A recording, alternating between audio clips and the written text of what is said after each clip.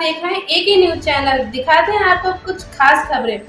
बदायूं के राम मार्केट में बनाए जाएंगे निःशुल्क श्रमिक कार्ड। श्रमिक कार्ड बनने के लिए उद्योग व्यापार मंडल के अध्यक्ष वीरेंद्र धीगड़ा ने उठाया नेक कदम। श्रमिक कार्ड 20 दिसंबर 2021 को समय 10 बजे के 5:30 बजे तक निःशुल्क बनाए जाएंगे। वीरेंद्र धीगड़ा, जिला अध्यक्ष बदायूं उद्योग व्यापार मंडल बदायूं। हम लोग व्यापारियों के हित के लिए अपनी संस्था चलाते हैं जो कि रजिस्टर्ड है। उत्तर प्रदेश सरकार द्वारा श्रम विभाग के द्वारा कामगारों, मजदूरों और जो प्राइवेट दुकानों पर जो बच्चे काम करते हैं उनके लिए, और जो महिलाएं जो घरों में या फैक्ट्रियों में काम करती हैं, उद्योगों पर काम करते हैं, उनके लिए योजनाएं लागू की हैं, जिसका श्रमिक रजिस्ट्रेशन होना आवश्यक है। उसके लिए हम लोग 19 तारीख को यहाँ पर एक कैंप श्रम विभाग द्वारा लगवा रहे हैं, जो कि राम मार्केट में लगेगा। समस्त श्रमिक, चाहे वो प्राइवेट हो या वो किसी उद्योग में काम कर रहे हो या दुकान पर काम करते हो, वो आकर अपना रजिस्ट्रेशन करा सकते हैं। रजिस्ट्रेशन के लिए उन्हें अपने साथ अपना आधार कार्ड और बैंक की पासबुक और अपना मोबाइल साथ में लाना होगा, जिससे वो रजिस्ट्रेशन होगा।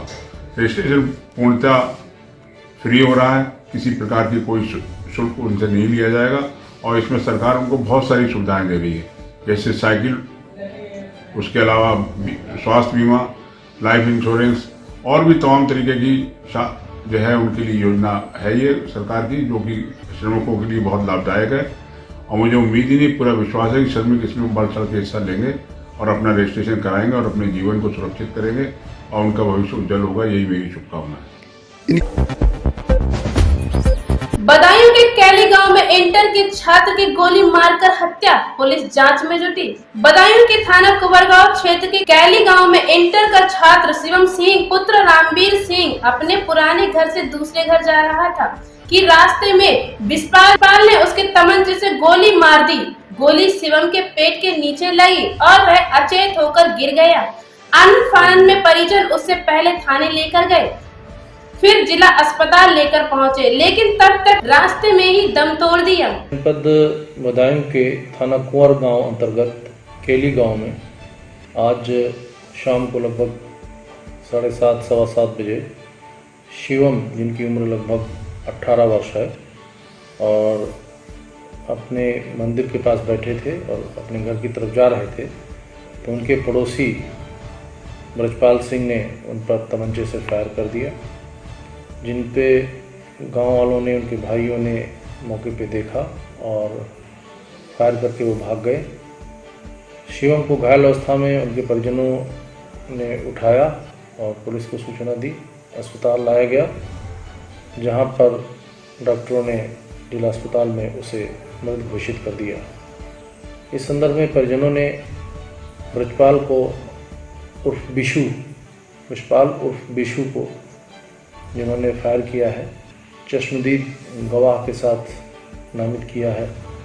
हमने पुलिस टीमें गठित कर दी हैं, शीघ्र ही इनकी गिरफ्तारी की जाएगी। अभियोग हत्या का पंजीकृत किया जा रहा है, पोस्टमार्टम आदि की कार्रवाई की जा रही है। यज्ञ से होता है मानव जीवन का कल्याण। दातागंज तहसील क्षेत्र के म्याऊ ब्लॉक के ग्राम गुरा बरेला बैकुंठवासी अनंत विभूषित त्रिदंडी स्वामी ने कहा कि यज्ञ से मानव जीवन का कल्याण होता है। उन्होंने युवाओं को धर्म से जुड़ने के लिए प्रेरित किया। आखिर कैसे लगेगी अवैध खनन पर लगाम? यहाँ पुलिस ही दे रही खनन माफियाओं का साथ। योगी जी सरकार में अधिकारी करा रहे हैं जमकर मिट्टी अवैध खनन। योगी सरकार की खनन नीति का पालन नहीं करा पा रहा। बिसौली पुलिस प्रशासन बदायूं जनपद के कस्बा इंचार्ज का मिट्टी खनन की ट्रैक्टर ट्रालियों को न रोकते हुए का वीडियो सामने आया है, जिसमें आप देख रहे हैं कि दरोगा खुद खड़े होकर अवैध खनन की हुई मिट्टी से लदी ट्रैक्टर ट्रालियों को आते जाते देख। मैनपुरी में पत्रकारों ने फूका केंद्रीय गृह राज्य मंत्री का पुतला, नारेबाजी कर जताया आक्रोश। जनपद लखीमपुर खीरी में केंद्रीय गृह राज्य मंत्री अजय टेनी द्वारा पत्रकार के बदसलूकी करने का मामला अब तूल पकड़ता जा रहा है। देश भर के पत्रकारों में केंद्रीय गृह राज्य मंत्री अजय मिश्रा टेनी को लेकर भारी गुस्सा है। प्रदेश के सभी जनपदों में केंद्रीय गृह राज्य मंत्री अजय मिश्र टेनी के खिलाफ पत्रकार मीडिया कर्मी जबरदस्त विरोध प्रदर्शन कर रहे हैं। तरीके से कल गृह राज्य मंत्री ने पत्रकारों के संग अवध भाषा का प्रयोग किया और धक्का मुक्की की। आज उसके विरोध में इंडियन जर्नलिस्ट एसोसिएशन की तरफ से ये पुतला फूंका जा रहा है और विरोध दर्ज किया जाएगा। अगर सरकार उनको जल्द से जल्द नहीं हटाएगी तो हम लोग हो सकता है धरना प्रदर्शन भी दें और आगे और भी कार्रवाई करें। क्या कहना चाहेंगे? देखिए, लगातार सरकार पे दबाव है, क्योंकि जब तक वो मंत्री रहेंगे, जब तक गिरफ्तारी नहीं होगी, पहले तो उन्हें इस्तीफा देना चाहिए, उसके बाद ही ये गिरफ्तारी सुनिश्चित हो पाएगी।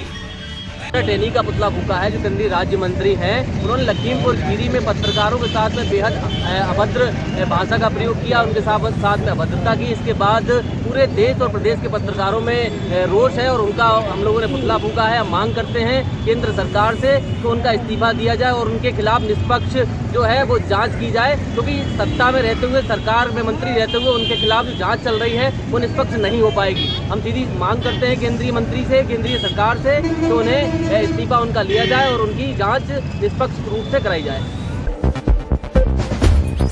इटवा विधानसभा पर बीएसपी ने की हरिशंकर पक्ष में रैली, जिसमें हजारों की संख्या में लोग मौजूद रहे। देखें पूरा नजारा। बहुजन समाज पार्टी की राष्ट्रीय अध्यक्ष, उत्तर प्रदेश की पूर्व मुख्यमंत्री आदरणीय बहन कुमारी मायावती जी के निर्देश पर आज 305 इटवा विधानसभा क्षेत्र से 2022 के लिए प्रत्याशी प्रभारी होंगे माननीय हरिशंकर सिंह, और 302 विधानसभा क्षेत्र सोहरतगढ़, जहां से 2022 के प्रभारी प्रत्याशी होंगे बहुजन समाज पार्टी के पंडित राधारमण त्रिपाठी जी, और 306 डुमरियागंज से बहुजन समाज पार्टी के प्रभारी प्रत्याशी होंगे आदरणीय श्री अशोक तिवारी जी।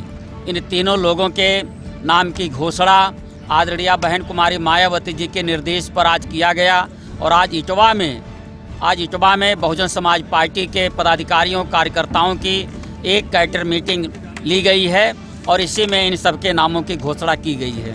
ये चाहे भारतीय जनता पार्टी हो, चाहे समाजवादी पार्टी हो, इनका जो जनाधार है उनके हाथों से निकल रहा है, उनका जनाधार कम हो रहा है। और ऐसे में बहुजन समाज पार्टी आदरणीय बहन कुमारी मायावती जी की शासन प्रणाली, उनकी नीतियां, विकास के काम, सर्वजन हिताय सर्वजन सुखाय के लिए उन्होंने जो काम किया है और लाइन ऑर्डर जो मेंटेन किया था आदरणीय बहन जी, उसके नाते से पूरे उत्तर प्रदेश की जनता बहन कुमारी मायावती जी के शासनकाल को याद कर रही है और इससे वो बौखलाए हुए लोग हैं और मैं उनकी बात नहीं करता।